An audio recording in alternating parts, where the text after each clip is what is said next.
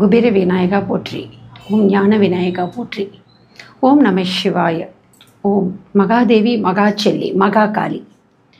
இன்று நிகழும் குரோதி வருஷம் கார்த்திகை மாதம் 12ஆம் தேதி 27/11/2024 அன்று இன்று மாலை 5 மணி முதல் 7:30 மணிக்குள்ளாக அருள்மிகு ஸ்ரீ செல்லியம்மன் ஆலயம், ஆற்காடு ரோட், வலசரவாக்கத்தில் இருக்கின்ற கைக்காங்குப்பம் என்ற கிராம தேவதையாக இருந்து இன்று லேமக் பள்ளி வளாகம் அருகிலே இங்கே இருக்கின்ற அத்தனை மக்களுக்கும் பிரத்யக்ஷ தேவதையாக, பவனி வரும் தேவதையாக இருந்து வருகின்ற மகாதேவி மகாச்செல்லி மகாகாளி அம்மனுடைய கும்பாபிஷேக விழாவை முன்னிட்டு இன்று பூஜை நடைபெற்றது.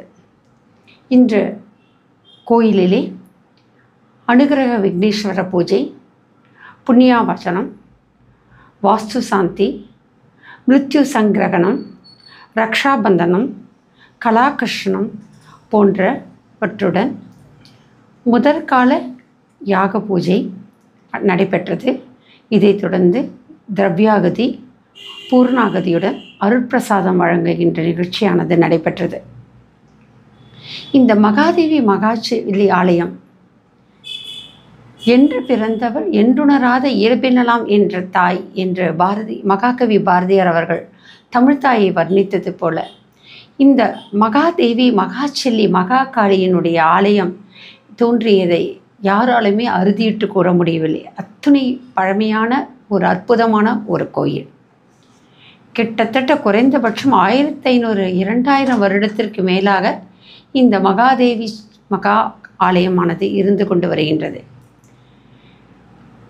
நான் கண்டவரை, நான் ஆராய்ச்சி செய்தவரை, எங்கெல்லாம் செல்லியம்மனுடைய ஆலயம் இருக்கின்றதோ அதற்கு அருகிலே மிகப்பெரிய புராதன ஈஸ்வரன் கோயில் இருக்கின்றது. இங்கே வலசரவாக்கத்தில் அகத்தீஸ்வரர் கோயில், அதே போன்று இங்கே அருள்மிகு செல்லியம்மன் ஆலயம், அதே போன்று அரக்கோணம் பேரம்பாக்கத்திலே ராஜராஜ சோழனுடைய தந்தையார் ஆதித்ய சோழன் கட்டிய சிவாலயம் இருக்கின்றது.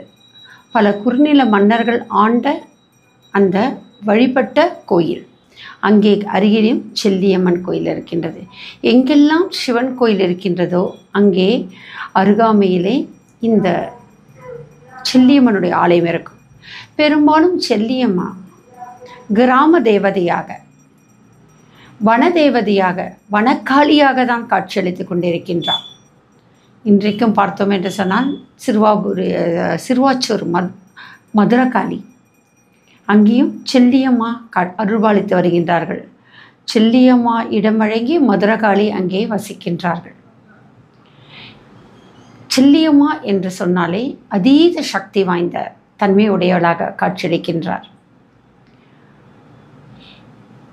காளி மகாகாளியாக செல்லியம்மா காட்சியளிக்கின்றார். இந்த செல்லியம்மா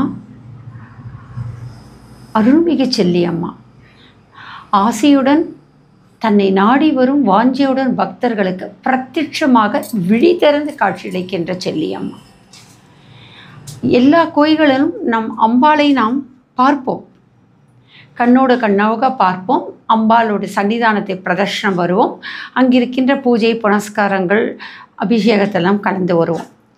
இந்த கோயிலுடைய சிறப்புத்தன்மை என்ன என்றால், இங்கே அம்பாளுக்கும் பக்தர்களுக்கும் எந்தவித இடையிலே எந்தவித தடங்களும் கிடையாது. உங்களுடைய எந்த பிரார்த்தனையாக இருந்தாலும் நேரடியாக அம்மனிடம் வேண்டிக் கொள்ளலாம். சங்கல்பமே நீங்கள் அம்பாளிடம் நேரடியாக வேண்டிக் கொள்வோம். அதுதான் இங்கே பரம்பரையாக இந்த கோயிலை நிர்வாகித்து வருகின்ற அந்த குடும்பத்தை சேர்ந்தவர்களுடைய பழக்கம். ஏதாவது ஒரு வேண்டுதல் இருக்கின்றது அசோக்ஜி அப்படின்னு அவர்கிட்ட சொன்னோம் அப்படின்னா, உங்களுக்கு என்ன தேவையோ நேரடியாக அம்மா கிட்ட கேளுங்க, அவங்களே செய்வாங்க. மனசுக்குள்ளே நீங்கள் அம்மா கிட்ட வேண்டிக்கோங்கன்னு தான் சொல்லுவாங்க. இங்கே நேரடியான அம்மாளோட பிரார்த்தனை. இங்கே மகாதேவி மகாச்செல்லி மகாகாளி பிரத்யக்ஷ தெய்வமாக காட்சியளிக்கிறது தான் இங்கே அற்புதம். இங்கே இருக்கின்ற அம்பிகை காளியானவள் அதிசயம் பொருந்திய காளி மாதா. உள்ளே நுழைந்த உடனே அந்த அம்பாளுடைய கண் பார்வையை நம்மளை வசீகரிக்கும். எங்கேயுமே காற்று புகாத அளவிற்கு தான் அங்கே இடம் இருக்கும். அம்பிகையோடைய வலது நாசியிலிருந்து மூச்சு காற்று வந்தால் வலது பக்கம் இருக்கிற தீப ஒளி ஆடும். இடது நாசியிலிருந்து அவங்களுடைய மூச்சு காற்று வந்தால் இடது பக்கம் ஒரு தீப ஒளி ஆடும். அது மட்டும் இல்லை, 2 நாசியிலிருந்து வந்தால் 2 பக்கம் தீப ஒளியும் ஆடும். அம்பனுடைய மூச்சு காற்றிலேயே நம்ம அந்த கருவறைக்குள்ளே அப்படி குனிந்து பார்த்து அதை சுவாசம் இழுக்கும் போது அம்பாளுடைய அந்த வாசம் பொருந்திய மூச்சு காற்றிலையும் நம்மால் கிரகிக்க முடியும். அது மட்டும் இல்லை, அம்பிகையை நினைத்து கொண்டு தொடர்ந்து அந்த அம்பிகையை நம்ம வலம் வந்து அந்த அம்பிகையினுடன் ஐக்கியமாகி அங்கேயே அமர்ந்து பல நாள் தியானம் பண்ணால் அம்பிகை பிரத்யக்ஷ தெய்வமாக 3வது கண்ணியை திறக்கின்ற தன்மையானது நடைபெறும். என்னுடைய கணவருக்கு அந்த அதிசயம் நடந்திருக்கிறது. என்னுடைய மகளுக்கும் அந்த அதிசயம் நடந்திருக்கின்றது. இவர்களிடம் என்ன கேட்டாலும் சரி, அம்மா கண்ணை மூடிட்டு யார் எங்கே இருக்காங்கன்னா சொல்லுவாங்க, என்ன பொருள் எங்கே இருக்குன்னு சொன்னாலும் சொல்லிடுவாங்க. இதற்கு காரணம் என்ன என்றால் முக்காலத்தை உணர்த்துகின்றவள் தான் காளி. அந்த வகையில் செல்லியம்மா பக்தி காட்டிலும் பாசத்திற்கு அடிமையானவர். உங்களுடைய பாசம்தான் அம்மாவிற்கு செய்கின்ற மிகப்பெரிய பூஜை. தன்னை நாடி வரும் பக்தர்களுடைய பாசத்தை தான் அம்மா பாப்பா. அந்த பாசத்திற்கு ஏற்ற போல் அந்த அம்மா விழி திறந்து அப்படியே கண்ணே ஒரு நிமிடம் நமக்கு காட்சியளிப்பாள். அப்படி அம்மா விழி திறந்து காட்சியளிக்கும் போது அவங்களுடைய கண்கள் அவ்வளோ அழகாக தெரியும். அந்த மஞ்சள் அந்த இழையோடைய நடுவில் கருவிழியானது தெரியும். பெரும்பாலும் அந்த தாய் விக்கிரக அமைப்பிலே ஆஜானுபாகமாக அம்பிகை காட்சியளித்தாலும் எதிர்க்கே அரச மரம் இருக்கின்றது. முன்பு வில்வமரமும் இணைந்திருந்தது, இப்போது அரச மரம் மட்டும் இருக்கின்றது. இந்த அரச மரத்திலே ஈஸ்வரன் இருப்பதாக ஐதீகம் இருந்து கொண்டிருக்கின்றார். அதை உணர்ந்தவர்களால் தான் அந்த மகா சர்வேஸ்வரனாக இருக்கின்ற ஈஸ்வரன் இருப்பதை காண முடியும். செல்லிமா காளி ஆதிபராசக்தி அந்த ஈசனை நோக்கி தவம் செய்வதாக தான் இங்கே காட்சியளிப்பதை நம்மால் உணர முடியும். இந்த மானசீகமாக அம்பிகையை பிரார்த்தனை பண்ணும்போது அரச மரத்தில் இருக்கின்ற சர்வேஸ்வரனாக இருக்கின்ற ஈஸ்வரனை அம்பிகை கண்ணோடு கண்ணாக பார்த்து தியானம் செய்கின்ற அமைப்பு தான் இந்த கோயில். அதனால் தான் குறுக்கே எந்த பலிபீடம் மட்டும்தான் இருக்கிறது, குறுக்கே வேறு எதுவுமே கிடையாது. அம்பிகை நேருக்கு நேராக அரச மரத்தை பார்த்தவராக தான் வீற்றிருப்பார்.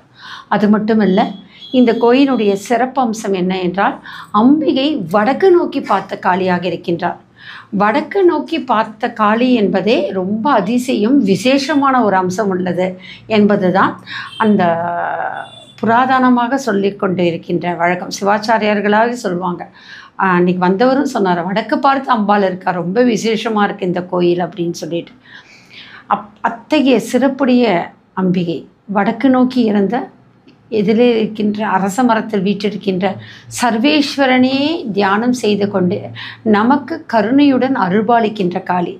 பெரும்பாலும் காளி என்றால் கொடூரமாக அப்படியே நாக்கை தொங்க போட்டுக்கொண்டு கையில் அங்குசம் பாசாங்குசம் வைத்து கொண்டு வேல் அம்போடு இடுப்பில் எல்லாம் ஓடுகளை கட்டி கொண்டு இருப்பதாக எல்லாரும் நினைத்திருப்பாங்க. இங்கே அப்படி கிடையாது. அம்பாள் ரூபமாக இருப்பாள் அம்பிகை. எவ்வளோ அழகு, எவ்வளோ அழகு! கிராம தேவதையாக, வன தேவதையாக, அம்பிகையாக காட்சியளிப்பது தான் இந்த அம்பிகையோட சிறப்பம்சம்.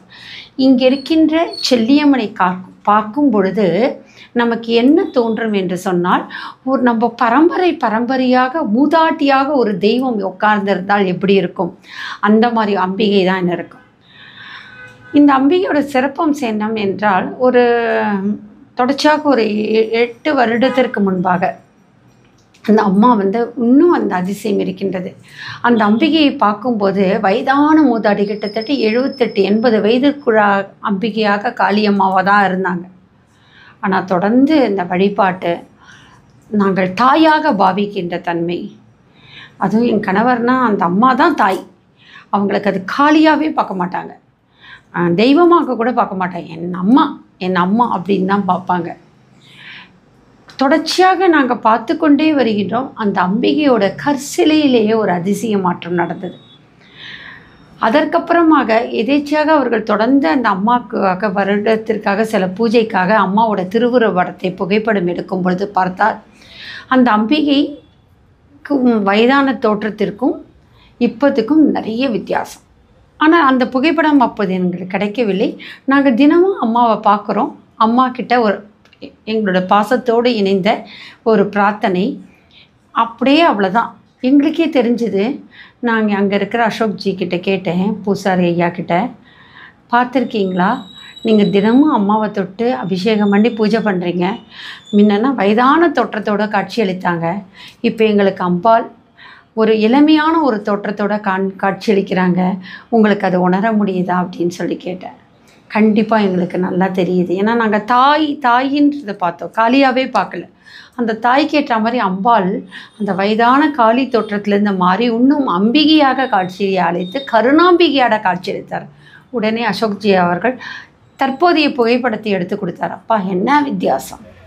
வயதான மூதாட்டி இப்போது 35-40 வயதுக்குரிய அம்பிகையாக காட்சி. என்ன ஒரு கல் சிலையிலேயே அம்பிகை எங்களோட பிரார்த்தனையில் தாயாக நாங்கள் பாவித்தது, அம்பாளாக பார்த்தது.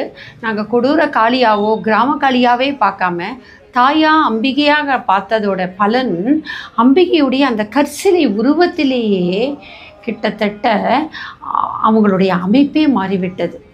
அதற்கான பதிவும் நான் உங்களுக்கு அடுத்த பகுதியில் போடுறேன். அத்தகைய அம்சம் அதுதான் பிரத்யக்ஷ தெய்வம், நடமாடு தெய்வம் என்று சொல்வேன். அம்பிகையே கண்ணால் காணணுமா, தெய்வத்தை நீங்கள் பார்க்கணுமா, சாதாரணமாகவே சொல்லுவேன். என்னை நாடி வரும் அன்பர்களுக்கும் அம்பிகை பக்தர்களுக்கும் சொல்வேன், சாமானியர்களுக்கும் கடவுளை காட்டுவேன் சமயபுரத்தா அருளா. அதே போல் ஒரு கோயிலிலே அம்பிகையை கண்ணால் காண வேண்டும், அம்பாளை கண்ணால் காண வேண்டும் என்று சொன்னால் நீங்கள் நேரடியாக வர வேண்டிய கோயில் என்று சொன்னால் இங்கே ஆற்காடு ரோடில் இருக்கின்ற செல்லியம்மன் திருக்கோயில், லேமக் பள்ளி வளாகம் அருகில். இதுவரைக்கும் யாருமே பல வருடங்களாக, பல நூறாண்டுகளாக, பல 1000 வருடங்களாக இருக்கின்ற கோயில் அது. பல 100 வருடங்களாக பரம்பரையாக இந்த சமூகத்தை சேர்ந்த மக்கள், இந்த குலத்தை சேர்ந்த மக்கள் இந்த அம்மாவை போஷித்து வருகின்றார்கள். பல வருடங்களுக்கு அப்புறமாக, கிட்டத்தட்ட 50-60 வருடங்களுக்கு மேலாக இன்று தான் முதலாக ஒரு கும்பாபிஷேகம் நடைபெறப் போகின்றது.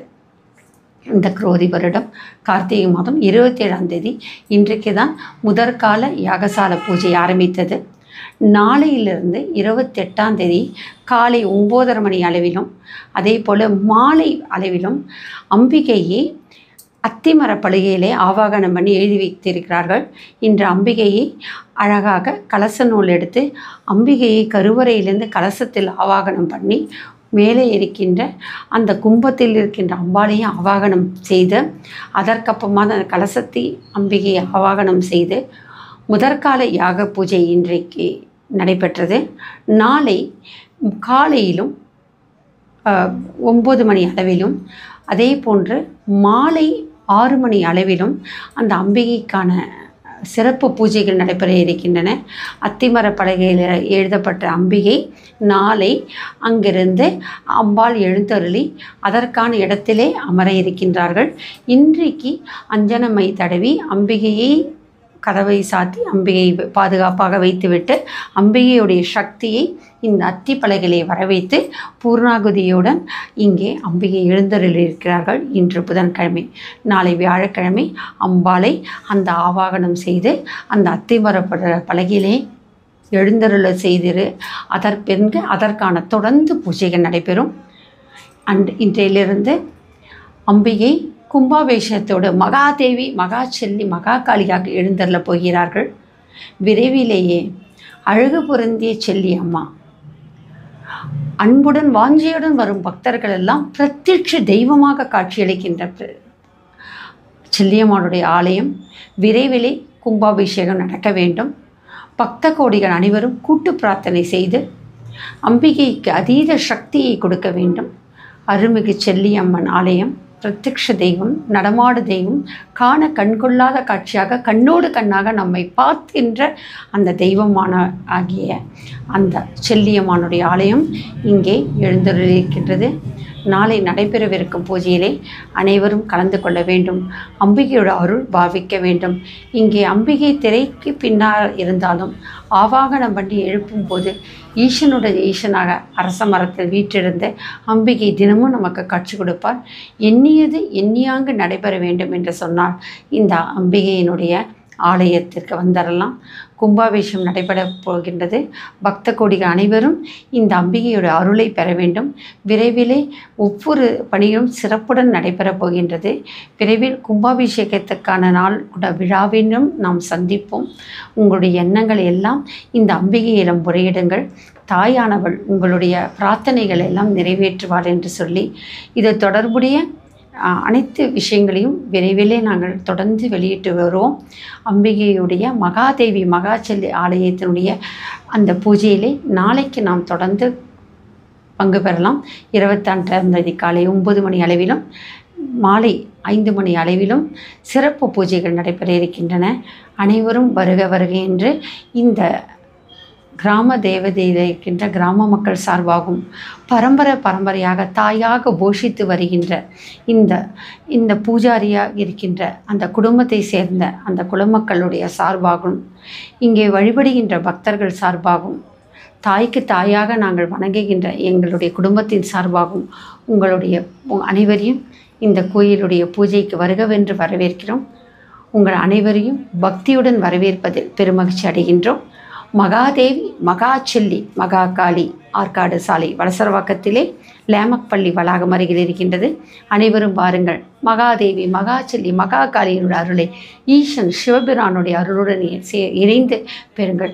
இங்கே குபேர விநாயகர், ஞான விநாயகர், அக்னீஸ்வரர் 18 அடி உயரமுள்ள சக்தியுடையவர், ஆனால் குறுகிய பாவத்துடன் இருக்கின்ற அக்னி முனீஸ்வருடன் அம்பிகை சூலநாயகியாக பிரத்யக்ஷ காளியாக அம்பிகை பாவத்துடன் கருணாம்பியாக காட்சியளிக்கின்ற மகாதேவி மகாச்செல்லி மகாகாளியினுடைய ஆலயத்திற்கு நாளை நடைபெறும் சிறப்பு பூஜைக்கு அனைவரும் வருகவென்று இந்த குடும்பத்தின் சார்பாக இந்த குலத்தின் சார்பாக இந்த பல வருடங்களாக இந்த காளியை பத்திரமாக பார்த்து கொண்டு வருகின்ற அந்த அம்பிகை சார்பாக வருக வரவேற்பதில் பெருமகிழ்ச்சி அடைகின்றோம்.